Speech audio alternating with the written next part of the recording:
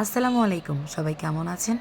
আজ আমি করে দেখাবো খুদের ভাত বা খুদের ভাত। এটি বিক্রমপুরের একটি ঐতিহ্যবাহী রেসিপি, আর সাথে করব 2 রকমের ইউনিক ভর্তা।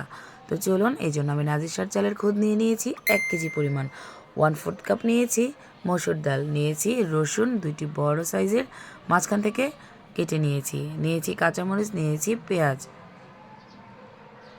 নিয়েছি শুকনো মরিচ। তো আমি একটি কড়াইতে তেল দিয়ে দিলাম 2 টেবিল চামচের মতো। এরপর দিয়ে দিলাম পেঁয়াজ কুচি। আমি এখানে মিডিয়াম 2টি পেঁয়াজ কুচি করে নিয়েছিলাম। একটু ভেজে নেব। ভেজে নেওয়ার পরে আমি এতে অ্যাড করে দেব রেড চিলি। আমি লাল মরিচগুলো মাঝখান থেকে কেটে দিয়েছি। এরপর দিয়ে দিলাম রসুন। স্ক্রিনে দেখতেই পাচ্ছেন আমি কীভাবে কেটে নিয়েছিলাম। এরপর দিয়ে দিলাম চালগুলো, ভালো করে ধুয়ে ঝরিয়ে রেখেছিলাম। এরপর নেড়ে চেড়ে ভেজে নিচ্ছি।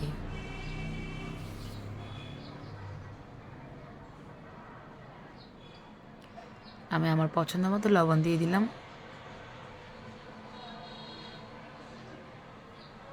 এরপরে দিয়ে দিলাম গরম পানি। আমরা চাল যা নেব, যদি ফুটন্ত গরম পানি দিই, পানিটা ডাবল দেব না, ডাবলের থেকে একটু কম দেব।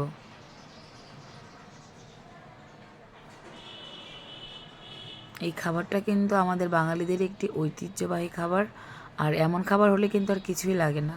তো এখানে নিয়েছি আমি ধনেপাতা কুচি করে এবং কাঁচামরিচ রেখে দিয়েছি। এগুলো আমি সবার শেষে অ্যাড করব।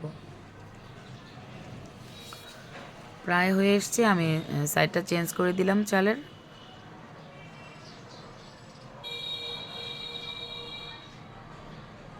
আমি একটু লবণটা চেখে দেখছি।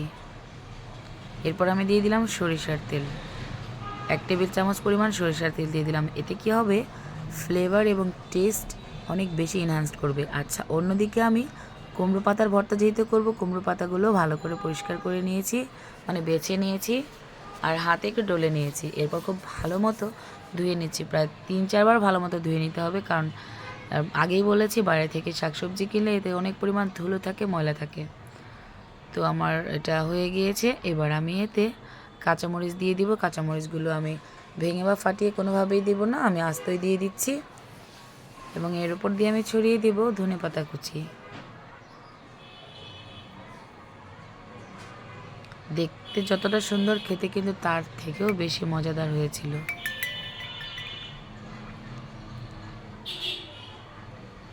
ব্যাস হয়ে গেল আমার ট্রেডিশনাল রাইস। আচ্ছা, এদিকে আমি নিয়ে নিয়েছি লাউয়ের খোসা।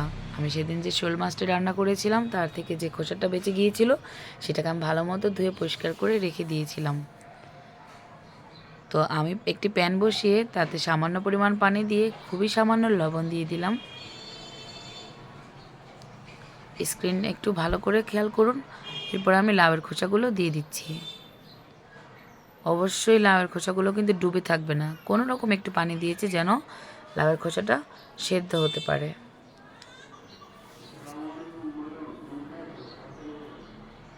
অন্যদিকে আমি কুমড়ো পাতাগুলোকে খুব ভালো মতো ধুয়ে কুচি করে কেটে নিয়েছি। আর এদিকে আমি 2টি ভর্তার জন্য যা যা লাগবে, রসুন, মরিচ, পেঁয়াজ নিয়ে নিয়েছিলাম। তো আমি লাউয়ের খোসাগুলোকে ঠিক এরকম একটু পোড়া পোড়া করে নামিয়ে নিয়েছি পানিটা শুকিয়ে। একই প্যানে আমি দিয়ে দিয়েছি কুমড়ো পাতাগুলো। তো এটাকে আমি 2-3 মিনিটের মতো ঢেকে রাখবো। আসলে 3 মিনিট, ওটা ওভাবে যদি বলি তাহলে ভুল হবে। আপনারা আপনাদের চুলার আঁচ অনুযায়ী দেখে নেবেন। জাস্ট সেদ্ধ হয়ে গেলেই, মানে কালারটা চেঞ্জ হয়ে গেলেই আমরা এতে দিয়ে দিব তেল। সরিষার তেল দিয়ে তাতে আমি রসুন, পেঁয়াজ দিয়ে দিচ্ছি এবং কাঁচামরিচ দিয়ে দিচ্ছি। এরপর আমি দিয়ে দিলাম আমার স্বাদ মতো লবণ। তারপর আমি লাল মরিচগুলো, মানে লাল শুকনো মরিচগুলো মাঝখান থেকে ভেঙে দিয়ে দিয়েছি। এবং আমি এখানে দিয়ে দিয়েছি প্রায় 1/3 কাপের মতো কালো জিরা।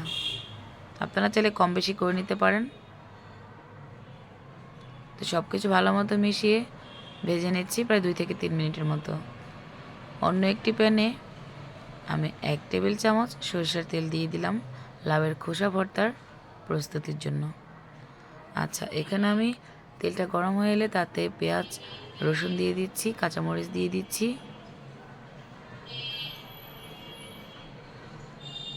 একটু ফ্রাই করে নিয়ে তাতে আমি লাউয়ের খোসাগুলো দিয়ে দিচ্ছি। এরপরে দিয়ে দিলাম শুকনো মরিচ। তারপর আমি অ্যাড করে দেব ধনেপাতা। ধনেপাতাগুলোকে আমি টুকরো করে নিয়েছি, আপনারা কম বেশি করেও কিন্তু নিতে পারেন। ভর্তার ক্ষেত্রে কিন্তু কোনো বাধা ধরার নিয়ম নেই, এটা আপনারা যত খুশি তত বাড়িয়ে কমিয়ে করতে পারেন নিজের পছন্দ অনুযায়ী। আর আমার হয়ে গিয়েছে, এখন আমি এগুলোকে একটু ঠান্ডা করে নেব এবং আজকে আমি ভর্তাটি শিলপাটায় করব। আপনারা চাইলে ব্লেন্ডারে বা মিক্সারে করতে পারেন, তবে আমি বেশি প্রেফার করি পাটায় বাটা ভর্তা। তো আমি বেটে নিচ্ছি প্রথমে লাউয়ের খোসাটা। লাউয়ের খোসার ভর্তাটা আগে বেটে নিচ্ছি, কারণ কালো জিরা ভর্তাটা কিন্তু একটু কালচে হবে। আর এরপরে যদি আমি লাউয়ের খোসাটা বাটতে যাই তাহলে লাউয়ের খোসাটাও কিন্তু কালো হয়ে যাবে। তাই আমি আগে করে নিচ্ছি লাউয়ের খোসা এবং ধনেপাতার ভর্তা। আপনারা যদি ব্লেন্ডার বা গ্রাইন্ডারে করেন তখনও কিন্তু এই ভর্তাটি আগে করবেন, দেন কালো জিরাতে যাবেন। আমি খুব ভালো মতো বেটে নিচ্ছি। এরপর আমি লবণটা চেখে নিয়ে তাতে দিয়ে দিলাম সরিষার তেল। এটাও আপনার পছন্দ মতো দেবেন। খুব ভালো মতো মিশিয়ে তুলে রাখছি।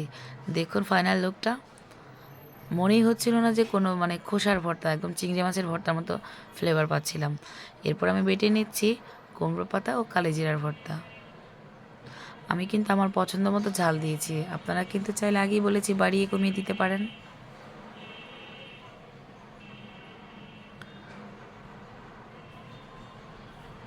আমি চাইলে প্রতিটা ভিডিও আজকে আলাদা আলাদা কিন্তু আপলোড করতে পারতাম। আচ্ছা, এদিকে আমি সরিষার তেল দিয়ে দিলাম লবণ চেখে। দেখুন ফাইনাল লুক, এত মজা হয়েছিল যে কি বলবো। এরপরে 90s কিডসগুলো কোথায় আছেন বলেন তো, এই কাজটা কে কে করেছেন? আমি তো খুব করেছি।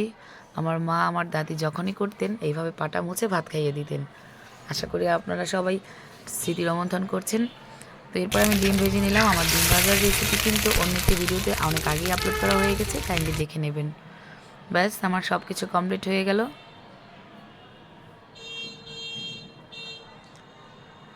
আরেকটি ভর্তা ছিল বেগুন ভর্তা, আমি নেক্সট কোনো একটি ভিডিওতে বেগুন ভর্তার আলাদা করে একটি ভিডিও করে দিয়ে দেব।